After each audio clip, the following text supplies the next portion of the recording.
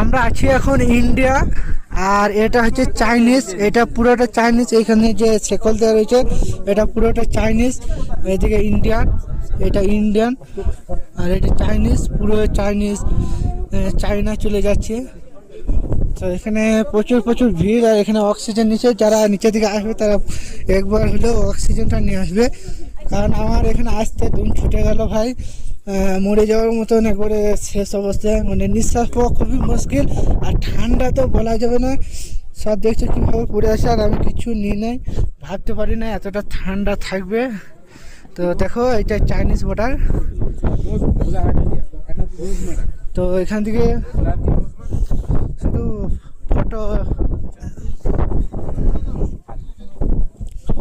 সত্যি ভাই ভিউ দেখো, 100 কোটি টাকার ভিউ ভাই। এখানে কিন্তু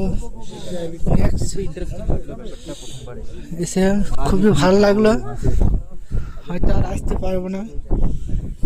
তো দেখো ভিউটা,